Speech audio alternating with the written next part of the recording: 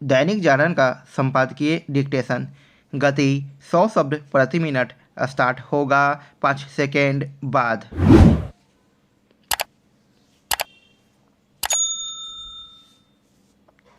Start.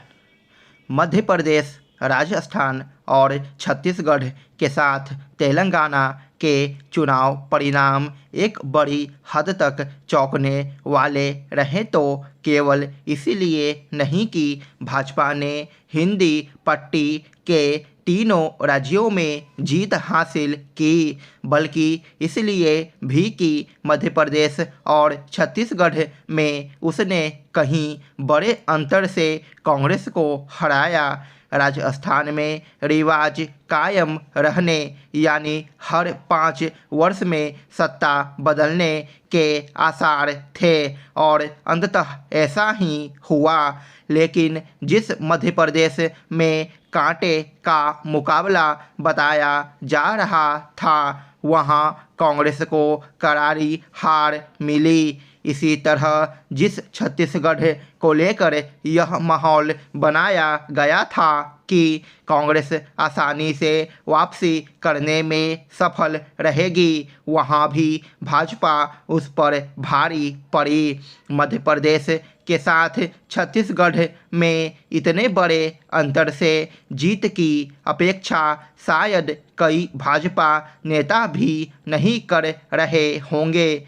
यह कांग्रेस के लिए आघात ही है कि उसने राजस्थान के साथ छत्तीसगढ़ भी गंवा दिया और मध्य प्रदेश में भी हाथ मलते रह गई। निसंदेह तेलंगाना की जीत ने उसे सांत्वना प्रदान करने का काम किया है, लेकिन उसका यह भरोसा तो अवश्य ही डिगा होगा कि आगामी लोकसभा चुनाव में वह अपने सहयोगी दलों के साथ भाजपा को तगड़ी टक्कर दे सकती है। अपनी ऐसी स्थिति के लिए वही अधिक जिम्मेदार है, क्योंकि उसने विधानसभा चुनाव वाले राज्यों में सहयोगी दलों को कोई भाव नहीं दिया और राहुल गांधी अपना यह बेसुरा राग अलापते रहे कि भाजपा तो केवल अंबानी अडानी के लिए काम करती है। चुनाव नतीजों से यह भी साफ है कि मध्य प्रदेश, राजस्थान और छत्तीसगढ़ में कांग्रेस की लोकलुभावन घोषणाओं ने भी असर नहीं दिखाया। इसके विपरीत भाजपा की ओर से की गई ऐसी ही घोषणाओं ने उसके पक्ष में माहौल बनाने का काम किया। ऐसा इसलिए हो सका क्योंकि प्रधानमंत्री लोगों में यह भरोसा जगाने में सफल रहे कि वह जो कुछ कहते हैं उसे पूरा भी करते हैं। प्रधानमंत्री पर मतदाताओं ने अधिक भरोसा जताया तो इस कारण भी कि वे इससे भली तरह परिचित थे कि जन कल्याण और विकास की तमाम योजनाओं को सफलतापूर्वक लागू करने में मोदी सरकार का कोई सानी नहीं। इसमें संदेह नहीं कि प्रधानमंत्री के प्रति जनता के भरोसे ने भाजपा का काम कहीं अधिक आसान कर दिया। मध्य प्रदेश, राजस्थान और छत्तीसगढ़ के परिणाम यह भी बता रहे हैं कि भाजपा ने हिमाचल और कर्नाटक के चुनावों से सबक लिया और राज्यों के स्तर पर गुटबाजी एवं असंतोष को दूर करने का काम प्राथमिकता के आधार पर किया। इसके अलावा उसने सांसदों और केंद्रीय मंत्रियों को चुनाव मैदान में उतारकर जो नई पहल की वह भी कारगर रही। मध्य प्रदेश, राजस्थान और छत्तीसगढ़ में मुख्यमंत्री के दावेदारों की घोषणा न करने के बाद भी जीत हासिल कर भाजपा ने यह भी सिद्ध किया कि उसे मौके के हिसाब से चुनावी रणनीति बनाना और बदलना आता है।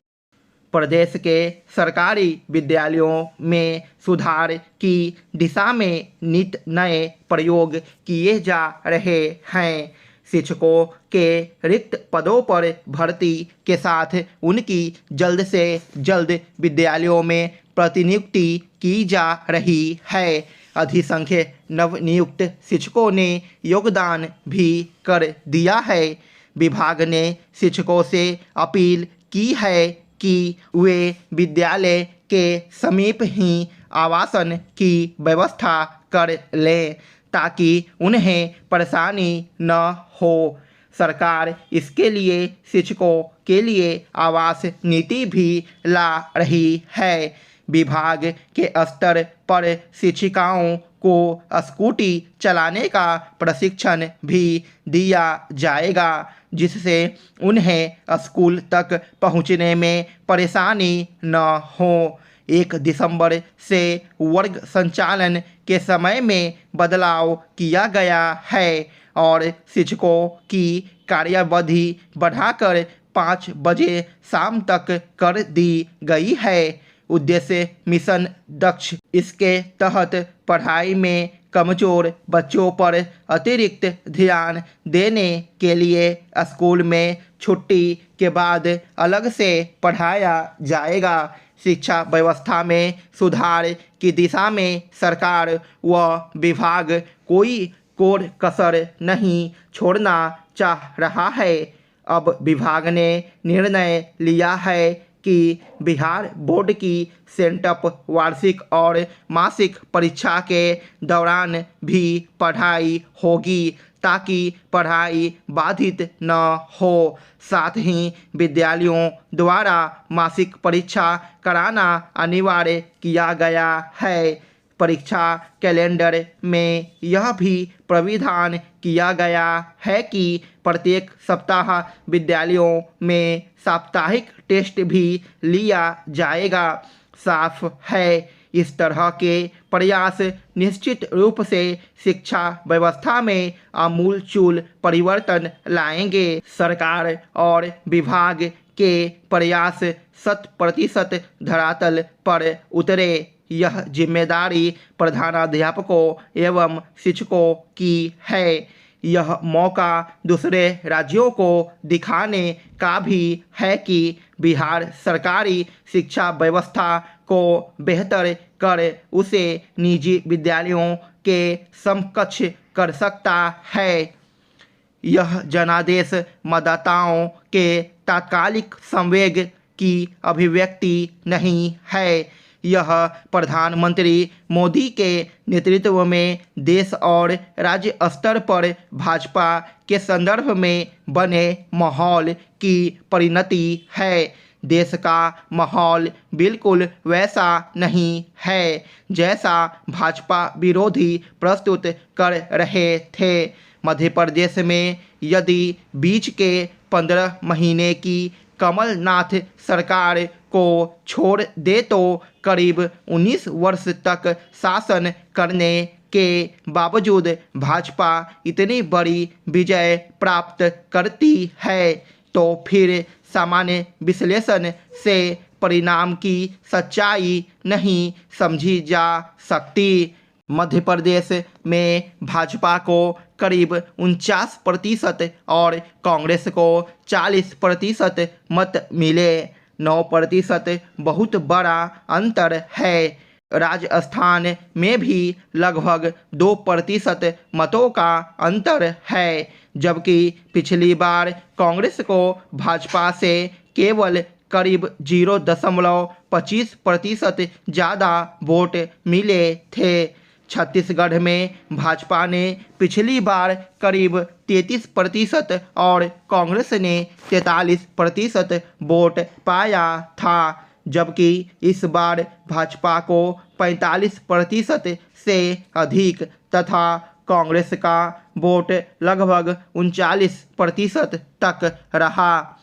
परंपरागत आधार पर विश्लेषण करने वाले मध्य प्रदेश में कमलनाथ और मुख्यमंत्री शिवराज सिंह चौहान की जाति से लेकर लाडली योजना, राजस्थान में पेपर लीक से लेकर भ्रष्टाचार तथा इसी तरह छत्तीसगढ़ में भी बघेल सरकार के विरुद्ध भ्रष्टाचार आदि कारक का उल्लेख कर रहे हैं।